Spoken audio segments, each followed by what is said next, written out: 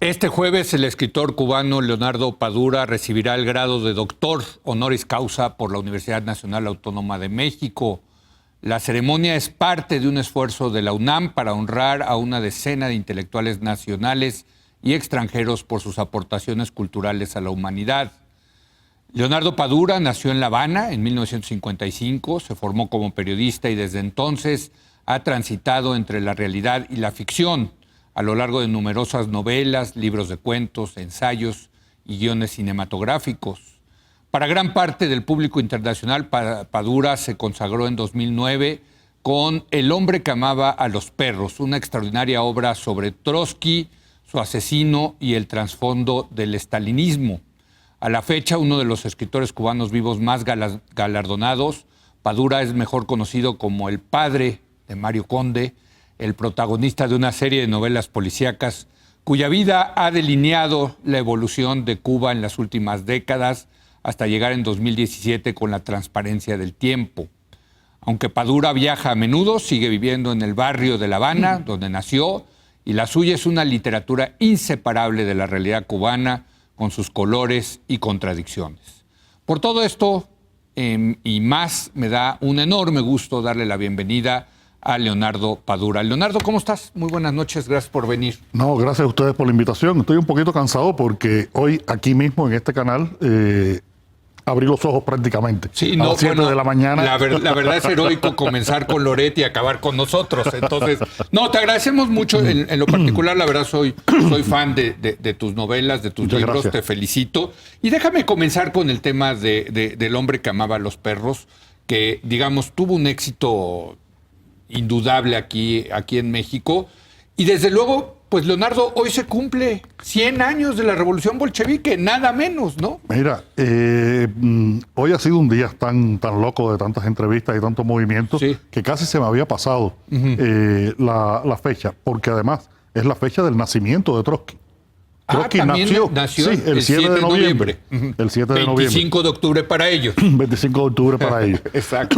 Así que es una fecha muy significativa en la historia universal, en la historia del siglo XX. Claro. Creo que marcó prácticamente el siglo. Mucha gente dice que el siglo XX esto empezó con la Primera Guerra Mundial en 1914, resultado de la cual fue la Revolución Rusa, como sabes, y que terminó en 1991 con la desaparición de la Unión Soviética. Sí, es lo que dice Hobsbawm, ¿no? En su libro sobre la pequeña historia del siglo XX, precisamente. Sí. Y yo creo que tú capturaste, a mí me parece una historia fascinante y realmente digamos, el valor que tiene tu novela es cómo la tejes, cómo la contaste a partir de los tres personajes, de Trotsky, de Mercader y de Iván, el escritor cubano, ¿no? Creo que la estructura de la novela ha sido la clave de la relación que he establecido con los lectores. Yo cuento una historia que es en parte conocida. Sí. El exilio de Trotsky, todo ese peregrinaje que sufre. Sí, empiezas en Kazajistán, si no me equivoco. ¿no? Yo empiezo donde Trotsky termina su autobiografía. Exacto. Él termina su autobiografía en el año 1929. Y ahí arranco yo con el exilio de Trotsky y lo sigo por varios países de Europa hasta la llegada a México en 1937. En México, en esos momentos, como todos ustedes saben, se vivía un periodo de gran convulsión social, de muchos movimientos políticos encontrados. Era un poco el resultado de la revolución, pero en una década que estuvo marcada. Yo creo que los años 30 fue uno de los periodos más difíciles de la historia del siglo XX, porque el fascismo por una parte y el estalinismo por la otra polarizaron el mundo. Desde luego. Y si tú eras una persona que tenías una cierta militancia de izquierda, una simpatía o una posición de izquierda, pero no eras un estalinista, pues los estalinistas te acusaban de ser fascista. Correcto. Y los fascistas, si tenías esa posición de izquierda, te acusaban de ser estalinista. Entonces era una etapa muy convulsa, y aquí específicamente en México, muy compleja. Trotsky llega en una decisión muy rara del presidente Cárdenas de aceptarlo, porque nadie lo quería aceptar a Trotsky, ¿no? Pero yo creo que ahí está la grandeza de Cárdenas. Sí. Cárdenas dijo: yo no acepto a Trotsky Sí. por sus ideas políticas. Lo acepto por mis ideas políticas. Exacto. Y él merece el derecho de asilo. Y por eso es que le da el asilo acá en México. Y aquí Trotsky ya estaba bastante solo, su movimiento no cuajaba. Y yo creo, y por eso es que me interesó Muy protegido tanto, por los trotskistas americanos, los estadounidenses. eran sus principales seguidores Exacto. en esos momentos.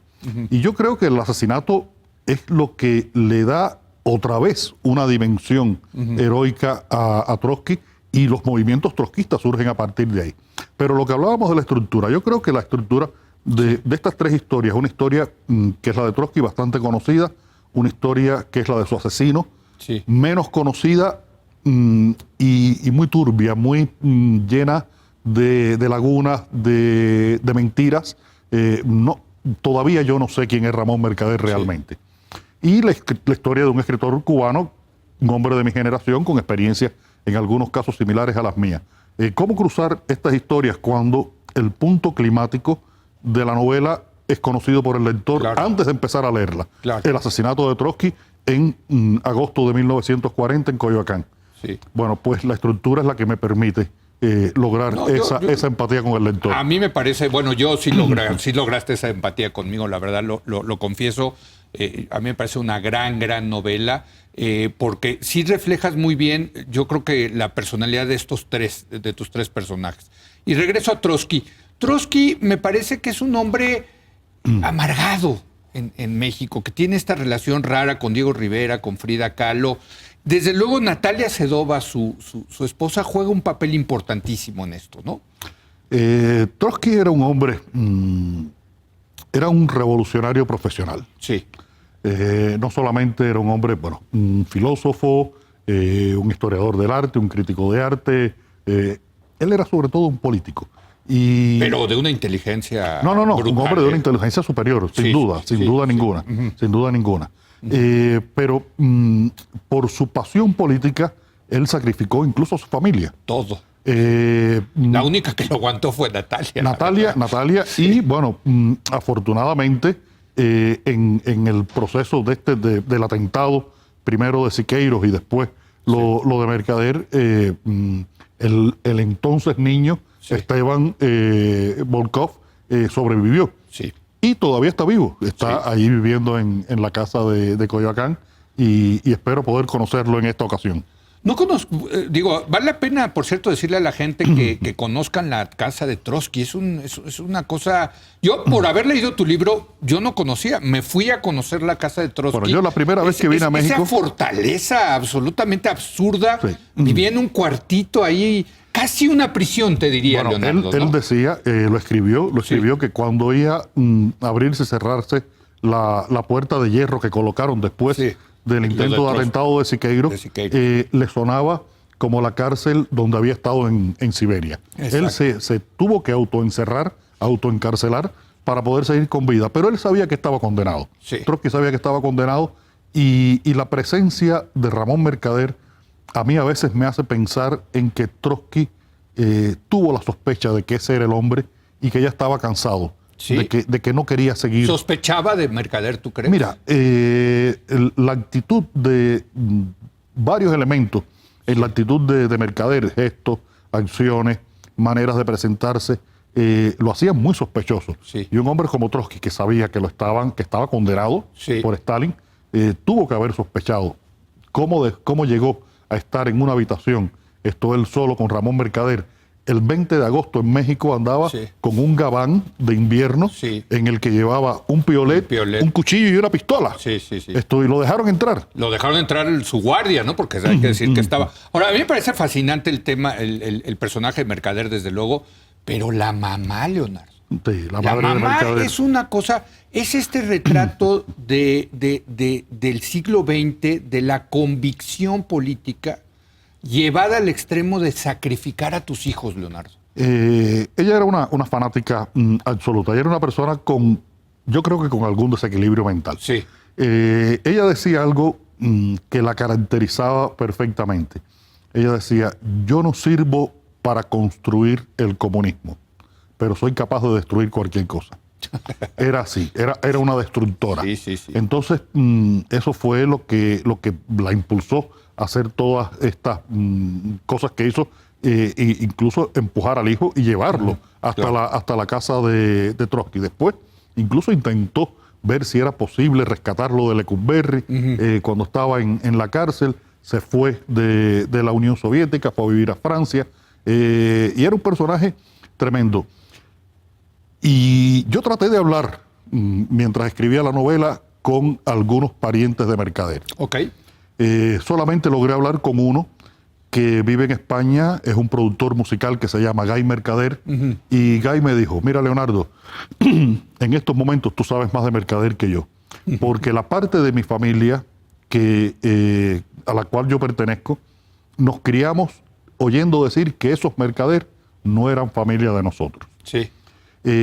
Pero hay otros mercaderes más cercanos, y hay un sobrino de Ramón, nieto de Caridad, que vive en Francia, con el que logré hablar después que salió la novela. Y me dijo: mira, Leonardo, todo lo que tú dices sobre mi tío es posible. Sí. Es posible. Lo que dices sobre mi abuela es totalmente cierto. Mi madre, es decir, la hija de Caridad, cuando tenía que ir a ver a Caridad, a su madre, el día anterior se enfermaba. Era una cosa fisiológica. No quería estar con su madre. Dice: pero te faltó una cosa. Es que era la peor madre del mundo, pero la mejor abuela. ¿Sí? Porque cuando salíamos con ella, como era una anarquista total, nosotros podíamos romper cosas, hacer lo que nos diera la gana, y entonces eso me humanizó al personaje. A mí me parece fantástico ese personaje, la mamá, en fin.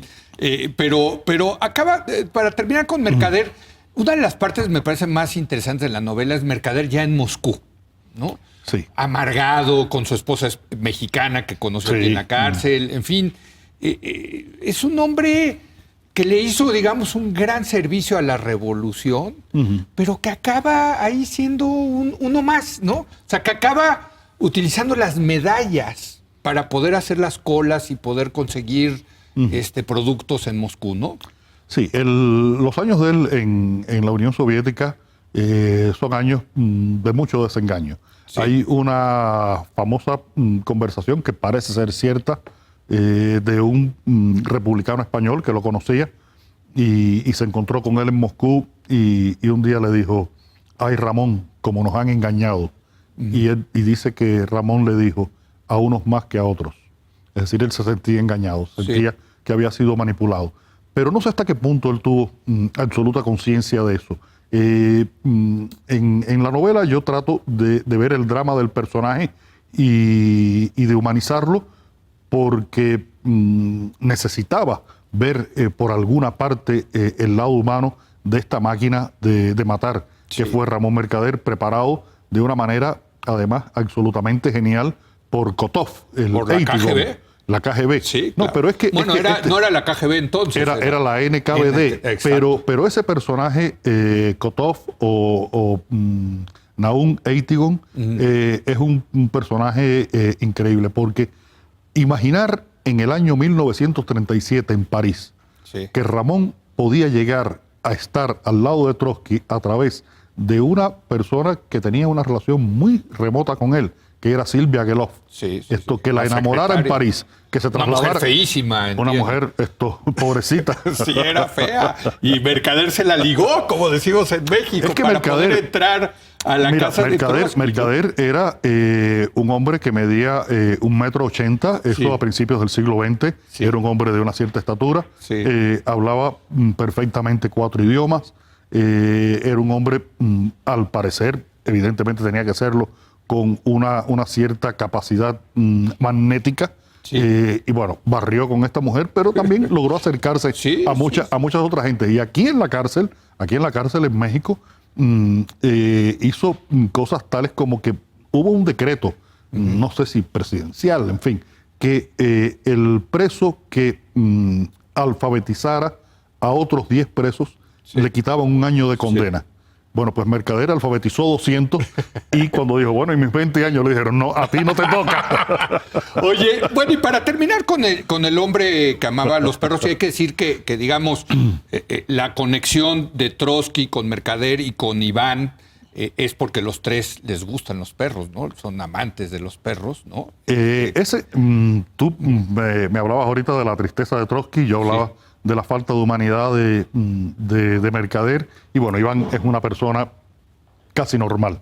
Y yo utilicé los perros porque creo que es un elemento que me permitía encontrar el lado humano de Trotsky y de Mercader. Ese Mercader que no se atreve a sacrificar a su perro, habiendo sido un hombre que a sangre fría mató a un anciano, o ese Trotsky que con una sacrolumbalgia terrible carga a su perra en la isla de Prinkipo, en Turquía, y la lleva hasta la pared del cementerio para enterrarla. Creo que son los momentos en que más humanos son estos personajes.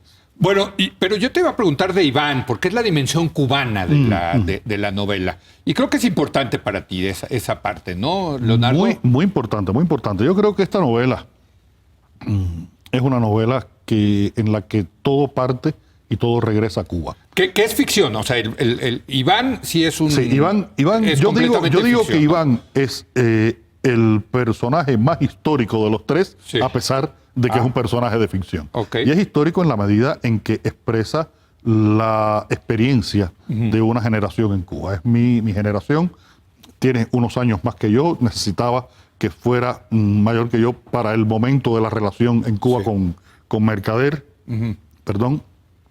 Y es un hombre que atraviesa un periodo de la vida cultural cubana muy oscuro, que fueron los años 70, que lo devastaron. Y a partir de ahí se convierte un poco en el cronista de su propia época y a la vez en el receptor de la historia que viene desde la Revolución Rusa y que le llega a través de la historia de Mercader y el asesinato de Trotsky.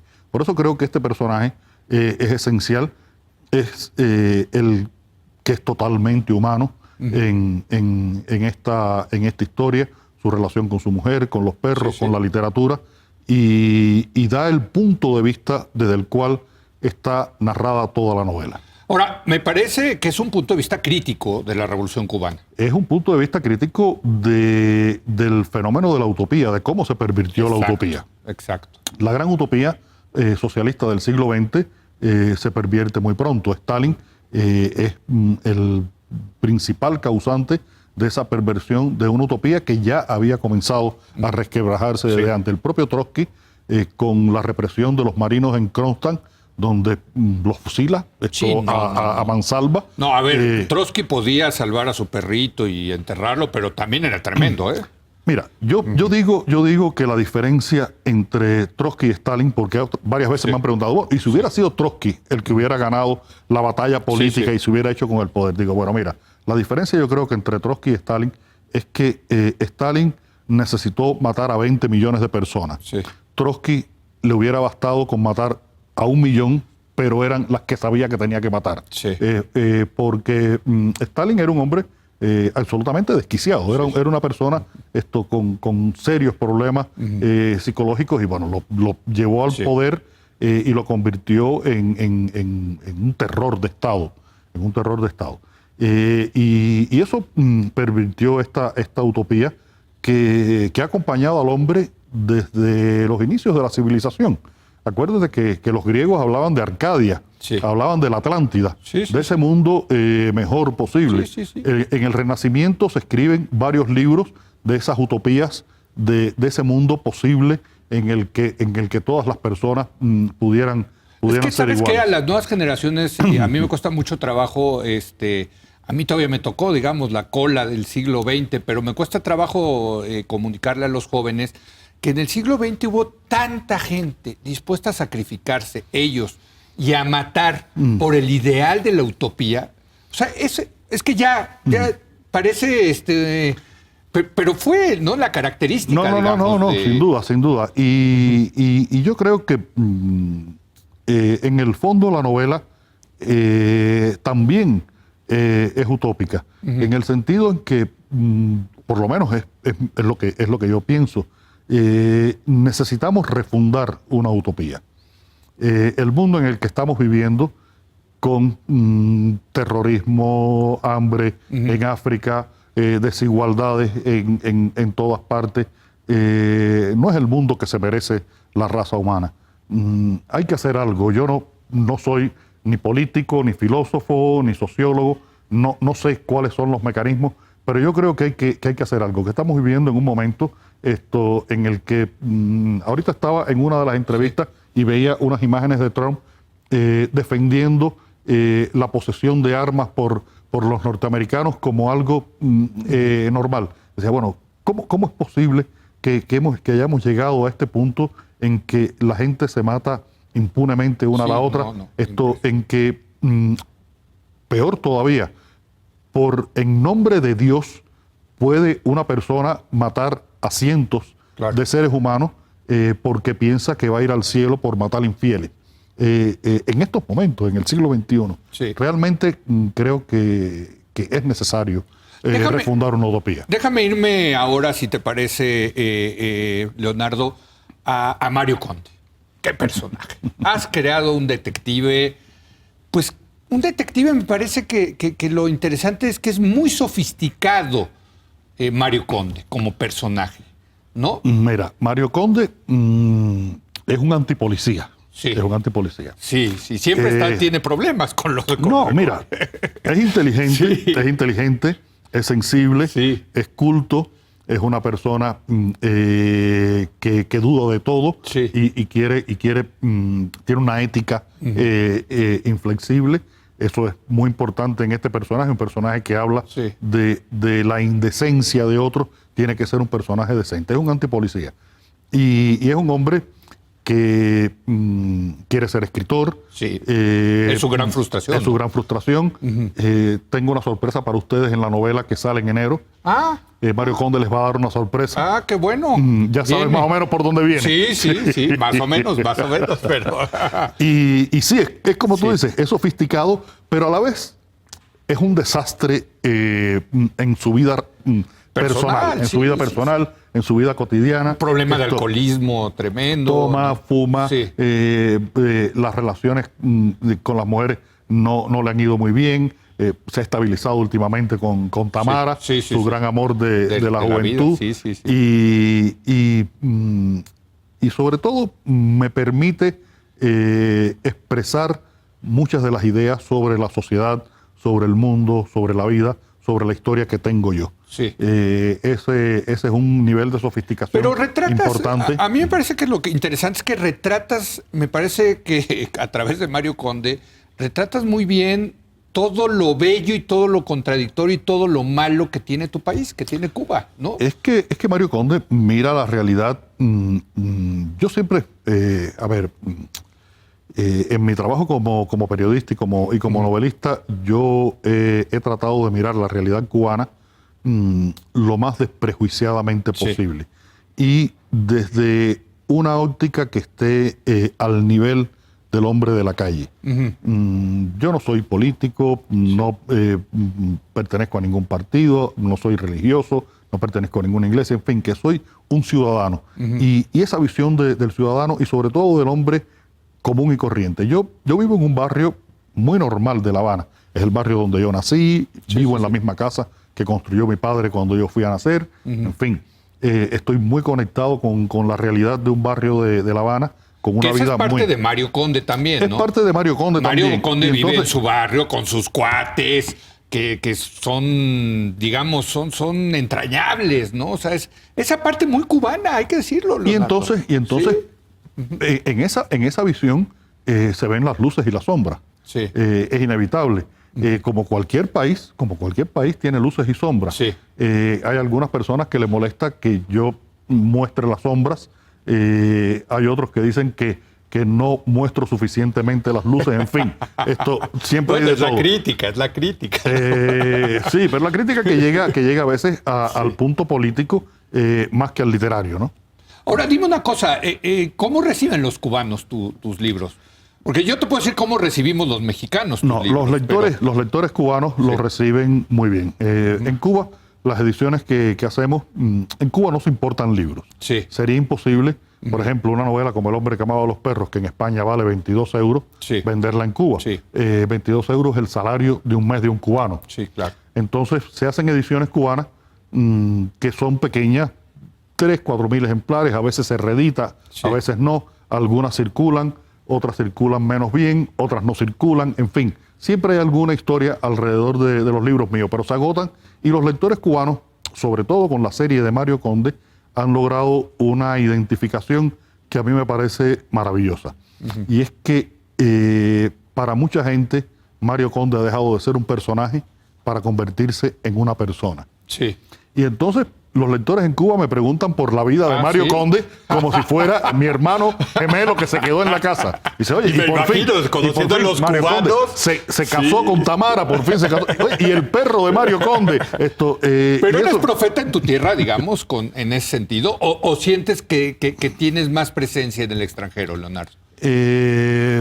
Sí y no. En Cuba realmente tengo una gran cantidad de lectores, Sí. pero he conseguido fuera de Cuba también tener una presencia, en el caso de América Latina, muy importante. México, Argentina, Colombia. Ahora hace poco estuve en la Feria del Libro de Perú. Sí. Y me dijo un día la directora de la feria, Leonardo, ¿quieres que tengas 2 muchachos para que te conduzcan como una especie de guardaespaldas? Sí. Porque los lectores no me dejaban caminar por la feria. Pues, ¿qué? Sí, qué maravilla, ¿no? Y he estado con mi esposa Lucía, que está Sí, por acá, sí, sí. en Ipanema, haciendo lo que hacemos nosotros, jogging, caminando, en promociones que he estado en Brasil, y se me han acercado la gente y me preguntan, vos es Padura, autor Sí. de Hombre que amamos Cachorro. Y eso es realmente No, qué muy maravilla. bonito, es muy bonito. Oye, y hablando de tu mujer, sé que tu mujer es guionista y te ayudó. Hay que decirle a la gente que Leonardo, desde luego, tiene las novelas de la serie de Mario Conde, pero Netflix hizo una cosa extraordinaria, que hizo una miniserie de 4 capítulos Sí. que se llama 4 estaciones en La Habana, y creo que tú junto con tu mujer hicieron el guión, ¿no? Primero, un acto de justicia. La serie es española, la hizo Tornasol Films. Sí. Una productora española. Netflix ha sido la plataforma a la cual se la vendieron yo los la vi. distribuidores. Yo la vi en Netflix, No, por eso pero es que sí. lo primero que sale es una serie original Sí. de Netflix. Sí, así es. No entiendo cuál es el mecanismo para que diga una serie original de Netflix. Pues supongo que les dan un dinerote y no, pero en fin. Dinerote del cual los autores no recibimos nada. Esto, mira tú qué cosa. Bueno, O sea, tú le hiciste la serie para los españoles, digamos. sí, con unos Ok. productores españoles, Tornasol Films. Extraordinariamente bien hecha, me parece. Yo creo no que sé quedó bien. ¿Qué No, opinas? yo creo que quedó bien. Sí. Mi esposa Lucía y yo trabajamos 2 años Sí. en la escritura de los guiones, una parte ya con el director Ok. español Félix Vizcarret. Desde el principio sabíamos que Jorge Perugorría, el actor cubano, ¿Qué cosa? iba a ser el personaje de Mario Conde, Sí. porque ya Jorge, o Pichi, como le decimos nosotros Sí. en Cuba, lo había interiorizado. Pichi se había apropiado del carácter de Mario Conde, Sí. y creo que, aunque físicamente para algunas personas me dicen, pero es que él no se parece a Mario Conde, digo, pero es que esencialmente él da No, al yo creo que personaje de Mario Conde. hace un desempeño fantástico, Jorge Perrogurría. Perugorría. A mí me parece fantástico. Y sí está, entiendo, filmada en La Víbora, ¿verdad? Está filmada en Cuba, en La Habana. En La Habana, sí, se utilizan varios barrios de La Habana. Sí. Porque es que sin La Habana esa serie no hubiera sido lo mismo. No, pero es que es un retrato de La Habana fantástico. No hubiera sido lo mismo, porque La Habana es casi un personaje en, No, en todas claro, mis novelas. En claro, todas mis novelas. sí. El mundo de Mario Conde, pero también en mis otros libros, La Habana juega un papel esencial. Mira, decía, creo que con toda razón, Manuel Vázquez Montalbán, que un novelista no es de un país, es de una ciudad. Sí. Él era un novelista de Barcelona. Sí, claro. Igual que podemos decir que Paco Ignacio Taibo es un novelista de la México, Ciudad de de la Ciudad de México. Y yo soy un novelista de La Habana. Sí. Ese es mi mundo. Y es que las ciudades crean toda una serie de relaciones, tienen una serie de secretos, unos misterios que uno va asumiendo y los va mitificando también. Claro. Los va mitificando. En el caso, por ejemplo, de Vázquez Montalbán, mucha gente durante muchos años iba a caminar las Ramblas porque eran lectores de Manuel Vázquez Montalbán. Decía, por aquí pasaba Pepe Carballo. Y yo creo que el detective de Vázquez Montalbán. Igual que la gente... Y que Caminieri, el italiano, hizo su detective a partir de Vázquez Montalbán. A partir de Montalbano. El comisario Montalbano. Sí. Y creo que sí, que esa relación con la ciudad es muy importante. Y en esta serie, el hecho de haberla filmado en La Habana, y creo que hay un elemento curioso, y es que el director de fotografía es español. Sí. Y tal vez la distancia entre estar dentro o ver desde dentro, que hay un pequeño matiz ahí, la ciudad de La Habana hace que la fotografía de la película sea tan buena con respecto a la ciudad. A mí me parece fantástica la serie.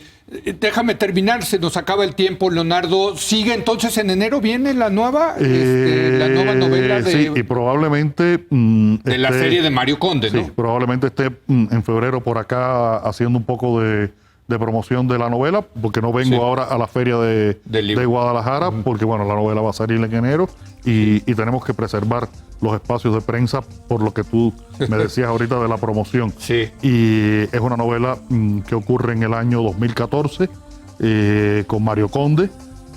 Se llama La transparencia del tiempo, y se llama La transparencia del tiempo porque desde el presente hay una línea que corre hacia el pasado, a través de un personaje y un objeto que son la esencia del misterio que está en el presente, pero también de el concepto de la novela. Y es que el hombre es un objeto de la historia. El hombre es manipulado por la historia y movido por la historia. Algo que está presente en El hombre que amaba a los perros, en Herejes, en Adiós Hemingway. Es una de mis obsesiones. Pues ya me muero de ganas de leerlo. Bueno, y espero que cuando regrese a México vengas a volver a charlar. Ahora cuando pase por allá por la oficina de Planeta, les voy a decir que en cuanto salga el primer ejemplar, que te lo manden. Ah, pues ahí está bien, perfecto. Y vienes, ¿no? Si vienes en febrero, te das otra vuelta aquí. ¿No? Ya no vayas con Loret en la mañana para que no te canses. Sí, hay que levantarse muy directo temprano. Aquí en la noche. No es cierto. Gracias a Leonardo Padura. Muchas gracias. Grandes fans de Leonardo Padura. Lea usted El hombre que amaba a los perros. Busque la saga de Mario Conde, las novelas de Mario Conde.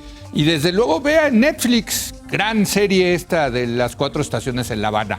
Hacemos una breve pausa. Vamos a regresar a debatir el tema de la semana.